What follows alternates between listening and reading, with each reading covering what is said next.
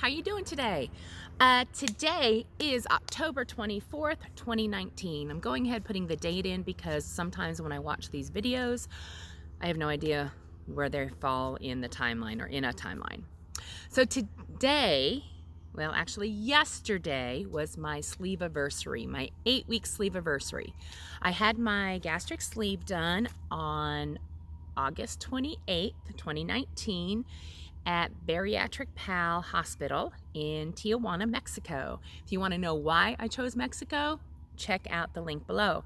Also, check out Bariatric Pal Hospital. I think they've renamed themselves Hospital BC, but holy cow, it was a great experience, and at some point I'll go into that too. Well, my highest weight, because everybody just really wants to know the stats, my highest weight was 305.2. My pre-op weight, that is when I started the liquid diet, was 286.4.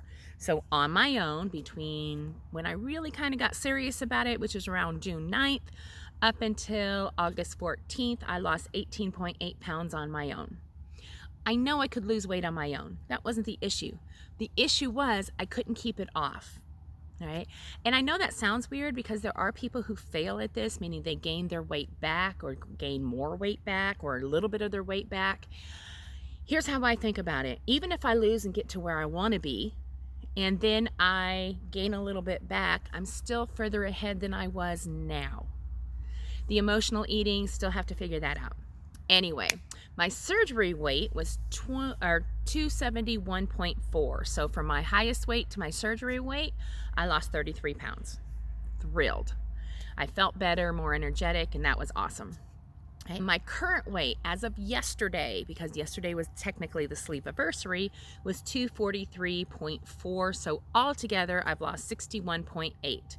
Since my surgery, I've lost 28 pounds. I am thrilled with that in 8 weeks. I mean, that's phenomenal to me. The changes that I've had in the last 8 weeks, I sleep better.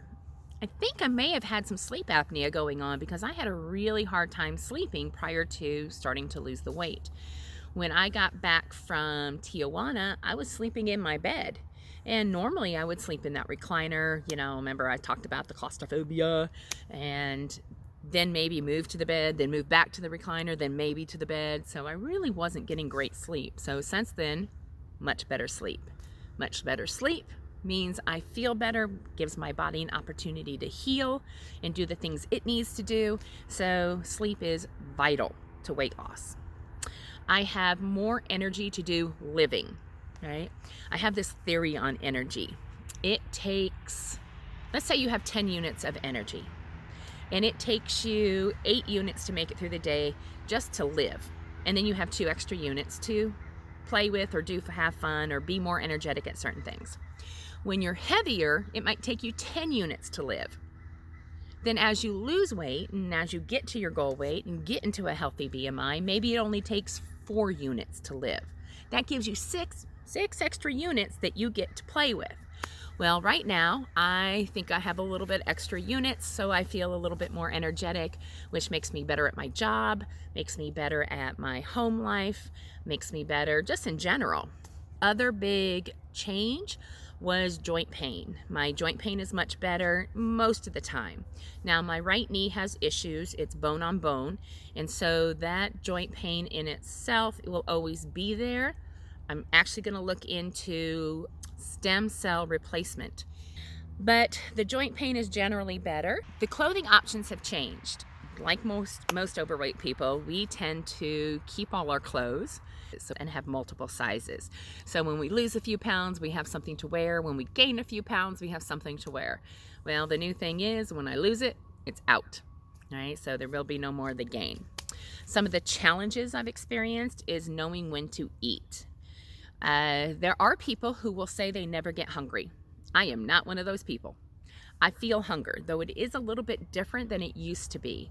Now I get downright hangry, you know, that hunger and angry all together. So when I know I'm really losing my patience and I know I'm very upset, I probably have to eat something. Right? Knowing how much to eat. Oh my gosh, your tummy is really tiny, all right? and you should eat no more than probably 4 ounces at this stage. But there are times you just want that full feeling, you know, when your tummy's full and you feel it. Well, you don't get that anymore, because if you eat to that, or if I eat to that sense, then quite frankly, I'm going to throw up. It ain't pretty. So knowing when to stop. There are things that happen when I get ready to get full. One of them is I start hiccuping. I get a couple little hiccups. If I ignore that, sometimes I'll get a stuffy nose and start sneezing. And if I ignore that, I start burping. About 5 or 10 minutes after I finish eating, I'll really get the burps, right? And I guess that's just releasing gas from my stomach, which is better than not releasing it.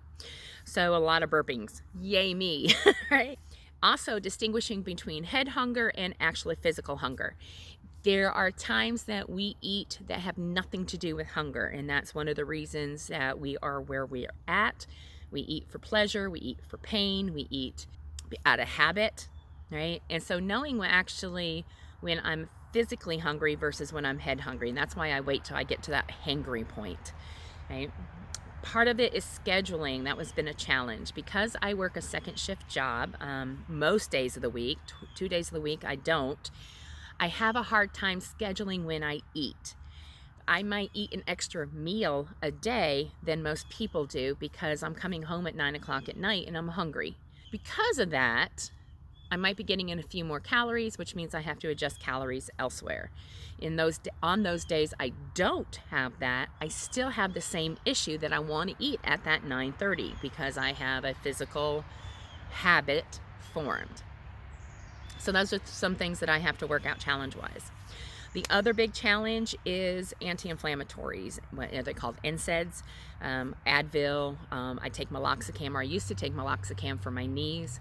I'm doing everything I can not to do that, including adding turmeric to my daily diet with black pepper, because that will help lower inflammation, which helps your knees in general. Because of what those types of pills do to the lining of your stomach, I have made a concentrated effort not to use them. Ooh, has that been a challenge because I'm still in pain. I do take Tylenol arthritis. Doesn't affect the stomach quite the same way. I also eat a lot of collagen protein when I make my smoothies or my drinks or my coffee in the morning. I'm only on decaf. I'm still completely off caffeine. But I use collagen protein, helps heal your body. That is like one of the building blocks for your body. So I do that. The other big challenge is poos. Your poos will change. You're eating some different foods. You're not eating as many of the foods. I used to be extremely regular. I'm still regular, just not as much or at the same time frame. So it's an adjustment. So those are some of the changes, some of the challenges. There's my Sleevaversary. I would 100% do this again. I would 100% recommend people do this. If you have that problem or that challenge, by all means, do everything you can to overcome it. And this is one way. It is not an easy solution. It is not a magic pill. I can easily gain weight by eating 4 ounces of the crappy food instead of 4 ounces of the good food. So the biggest thing is eat the most nutritious food you can the majority of the time. If you're ready to make a change, do it. You're worth it.